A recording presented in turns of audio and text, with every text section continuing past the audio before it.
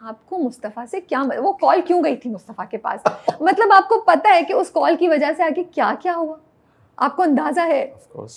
तो फिर मुझे इस प्रोजेक्ट में रखा ही इसलिए गया था कि आप जो है ना वो मेरे हिडन टैलेंट्स को देखते हुए ना, बस एक कॉल, वो भी वॉइस ओवर पे, मतलब खुद भी स्क्रीन पे आने की जरूरत नहीं पड़ी आपको, और आपकी आवाज ने इतना बड़ा हंगामा कर दिया। तुम यकीन करो कि उस कॉल से जितना बुरा भला मैंने सुना है अपनी पब्लिक लाइफ में, तो मैं बाद में सोच रहा था, मैंने कहा बदर जो हमारे डायरेक्टर हैं, मैंने कहा बदर ये मैंने उस वक्त जब मैं उसको रिकॉर्ड करा रहा था, मैंने सोचा भी नहीं था कि इसका कितना बड़ा इम्पैक्ट होगा कहानी। लेकिन रुक जाएं, पहले तो बताएं कि क्यों बोली अब्बा ने ये बात।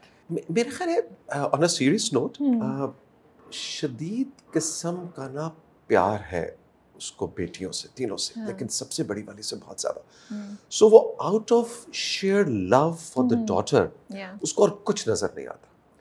और ये बड़ी खूबसूरत चीज़ भी है, इस पे लोग तारीफ भी बहुत कर रहे हैं इस कैरेक्टर की, लेकिन मेरा ख्याल है कि ये इसके अंदर एक मैसेज भी है कि यार ठीक है, मोहब्बत प्यार बच्चों से अपनी जगह पे, देयर कम्स अ पॉइंट जहाँ पे आपको उनकी जिंदगी में जो एक और चेंज है उसको एक्सेप्ट करना चाहिए।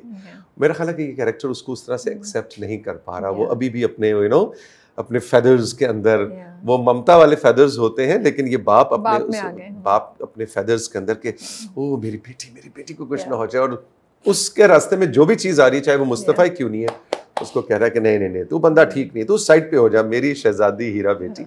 सो I think that is the psyche of the character which is very beautiful also. हमारे साउथ एशियन उसमें देखा जाए बाप और बेटी का बड़ा कहते बेटे माओ के होते हैं और बेटियां बाप की होती हैं।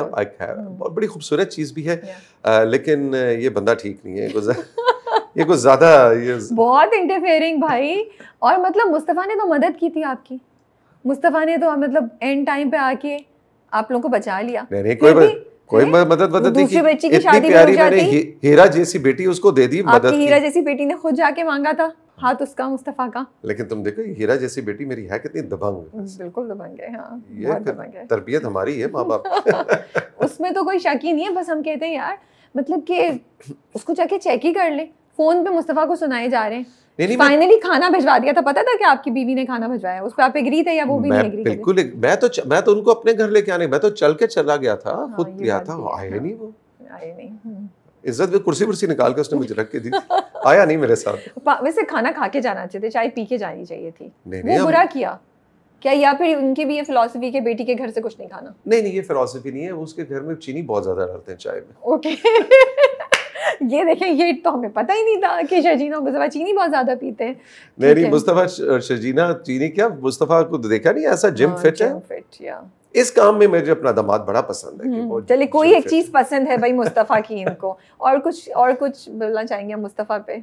नहीं, ऑन अ सीरियस नोट, आई क्या लगता है आपको कि ब्यूटीफुल कैरेक्टर जो मुस्तफ़ा का कैरेक्टर डेवलप किया है फरहद साहिबा ने और बदर ने और खुद फहद ने खुद, आई थिंक, और यही वजह है कि आप देखें इस वक्त नेपाल, मॉरिशस, बांग्लादेश, इंडिया, पाकिस्तान, जहाँ जहाँ उर्दू बोली समझी जाती है। इवन मेरी भांजी टर्की गई हुई थी और वहाँ पे वो एक टर्किश उसकी कॉलीग जो कि अंग्रेजी भी सही तरह से नहीं बोल सकती, वो कभी मैं कभी तुम, वो कहती है हम आशिक हैं। हाउ वाज वर्किंग विद हानिया? क्योंकि आपकी एक दो रील्स भी आप लोगों की, एक हानिया की गाड़ी वाली रील मैंने देखी थी, वो भी, फिर फहद के साथ भी रील, तो हानिया के साथ बड़ा मज़ा आया।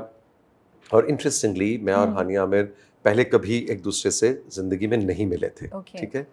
और मुझे याद है जो पहली हमारी मुलाकात हुई वो सेट्स पे हुई, और जो पहला हमारा सीन रिकॉर्ड होना था उसी दिन को 12 बजे 10 साढ़े 10 बजे हम मिले।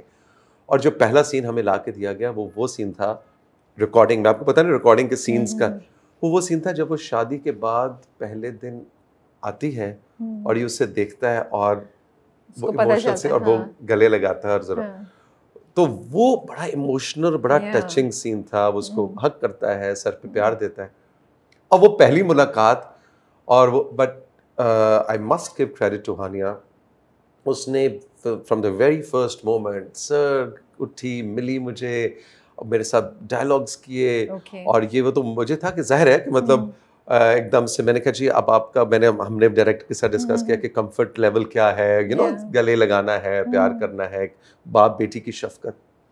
इतने अच्छे तेरे, एंड ऑल्सो बदर जो है इज एन अमेजिंग डायरेक्टर, लेकिन हानिया और मेरी बॉन्डिंग मेरा ख्याल है 15 मिनट में वी वर लाइक रिलैक्स्ड, और एक वो बाप बेटी वाले रोल के अंदर हम वैसे ही आ गए हुए थे, जो मेरा ख्याल है अभी तक चल रहा है। अभी भी मैं और हानिया जब मिलते हैं तो वो बिल्कुल वाकई मुझे अपनी बेटियों जैसी, और शायद मैं उसको अपने बाप जैसा लग रहा होता हूँ, जैसा से हम मिलते हैं करते हैं। ऑफ कोर्स अब तो दोस्ती हो गई, लेकिन बहुत बहुत मजे का था। फिर वो जो रील जिसका तुम जिक्र कर रही हो, वो तो ऐसी वायरल हुई कि वो लोग समझ रहे हैं कि वो वाकई ये ना ये वाकई माँ बाप और बच्चे हैं।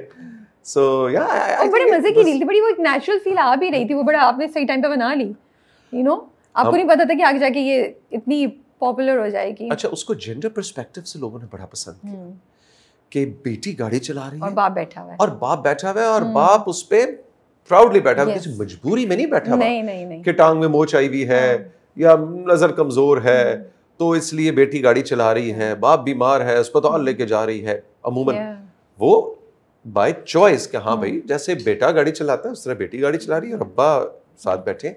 सो आई थिंक वो बहुत लोगों ने उसको पसंद किया इस पर्सपेक्टिव से भी, जो तुम अभी बात कर रही थी कि हमारी सोसाइटी में इस तरह के सिनेरियोज नजर नहीं आते कि 3 बेटियां हैं, वो पीछे बाकी 2 बैठी हुई हैं और इट्स अ कंप्लीट फैमिली। हमारे यहाँ वो कंप्लीट फैमिली का कॉन्सेप्ट ही नहीं आता बेटियों के साथ। ट्रू। और बाप ये नहीं सोच रहा कि बेटा नहीं है तो मुझे इनके लिए सब कुछ करना है। वो जो है ना कि मर्द होगा तो वो इंडिपेंडेंट है, सब चीज़ें करिए, जॉब भी करती है, पहले भी कर रही थी, अभी भी कर रही है, तो वो पढ़ रही थी पहले तो आई थिंक। तो ये बहुत अच्छे पर्सपेक्टिव थे। How was working with Fahad के साथ? तो खैर we knew each other from before also. आपने फहद को इंटरव्यू किया था कभी पहले? नहीं, फहद का मैंने इंटरव्यू कभी नहीं किया, लेकिन of course he new me, I knew him. तो फहद के साथ जो फौरी तौर पे मेरी जो एक बॉन्डिंग बनी वो बनी थी अपनी जिम रूटीन और फिटनेस की वजह से हमारी दोस्ती हुई। फिर वो मतलब उसको कहता था कि आपका वजन मैंने बढ़ा के भेजना है यहाँ से, आप जितने फिट है, आप खुद भी तो इतने फिट हैं। कभी लंच ब्रेक में कहता था लेके आओ भाई तौसीक भाई के लिए समोसा चाट लेके आओ, ये लेके आओ आपके लिए मैंने आज वो फलानी जगह से हलीम।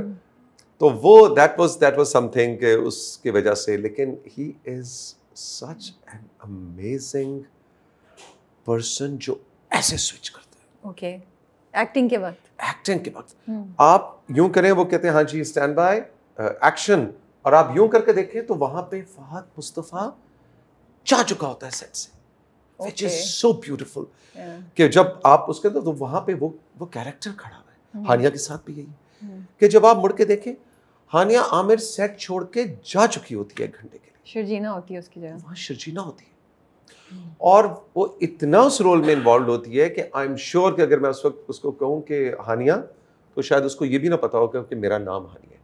सो ये बड़ा कमाल की चीज़ है। और फहद में तो बहुत ही ज़्यादा मैंने फील किया कि वो एकदम से, और जो ही कट होता था वो वापस फहद है, जोक्स कर रहा है, शुगल, is a very very jolly person, beautiful soul.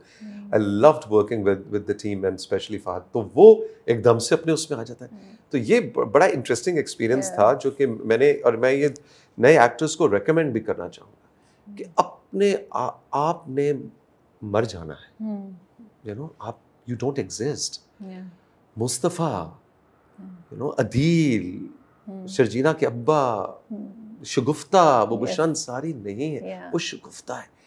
ये जब आप लेवल छू लेते हैं ना, फिर आप बिलीवेबल हो जाते हैं, फिर आप घर के फर्द बन जाते हैं।